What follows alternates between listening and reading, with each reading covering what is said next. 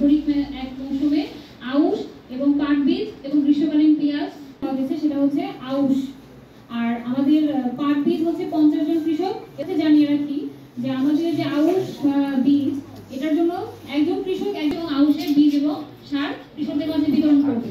তা আমাদের মাননীয় প্রধানমন্ত্রীর যে অঙ্গীকার, যার জন্য কিন্তু আমাদের এই যে ধারাবাহিকতা বজায় রাখার জন্য যে প্রত্যেকটা জমিতে আমাদের বলবো যে আমার দিনাজপুর জেলার 13টা উপজেলার মধ্যে হাকিমপুর উপজেলা এখন অনেক বেশি, এবং এখানে যেহেতু এটা সীমান্তবর্তী একটা উপজেলা, যার জন্য এটার গুরুত্ব কিন্তু অপরিসীমের মাধ্যমে কিন্তু আমরা সামনের দিকে আমাদের যেই বর্ধিত জনসংখ্যা সেই থেকে আরো কিভাবে ফলন এবং উৎপাদন বাড়ানো যায় সেই প্রযুক্তিগুলো আমাদের মাধ্যমে আমাদের কাম্য।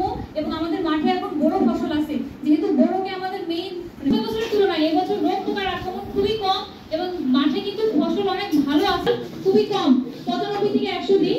তাহলে আপনাদের আরেকটা যেটা বিষয়, আজকে এই আবাসের আবাদ বৃদ্ধির জন্য সার এবং বীজ বিতরণ করা হচ্ছে। তো এ পর্যায়ে ফলন হয় না, জন্মটা যেহেতু আমার এখানে। আর সবচেয়ে ভালো যে বিষয়টি দেখি অবশ্যই আমাদের পরামর্শ নিয়ে আপনারা সেই কাজগুলো করবেন। সার বীজ বিতরণ অনুষ্ঠানে সম্মানিত সবাইকে উপজেলা সুযোগে কথা বলতে চাই। আজকে সার ও বীজ বিতরণ অনুষ্ঠানে দুইটা জিনিস ফসলি যেমন করতে দখল করতো, এখন এই বীজটা সরকার কেন দিচ্ছে আপনাদের হয় না, আমরা এরকম মনে হয় বলে থাকি। তো যেহেতু আমাদের এই মাটিটি আসলে অনেক ভালো, আছেন আমাদের মহিলা ভাইসা মহোদয় আছেন, আমাদের সাবেক ইসলামের সাবেক সদস্য। আসলে বক্তব্য দিতে চাচ্ছি না, অনেকক্ষণ ধরে হয়তো আপনারা ওয়েট করছেন। বক্তব্য শোনাতে এবং যে উদ্দেশ্যে যে কাজের জন্য সেটার জন্য সফলভাবে হয় আপনারা জন্য আচ্ছা ঠিক আছে, আমরা যদি ফ্রি থাকি অবশ্যই যাবো।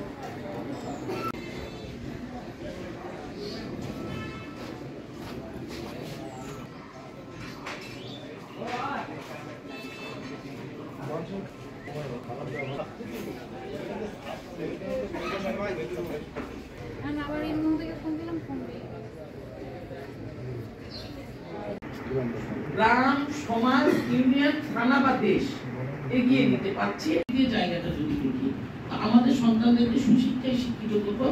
আমরা কৃষি অফিসার বলেছে যে উপজেলা ছোট বাট গুরুত্ব অনেক বেশি। আমি আরেকটু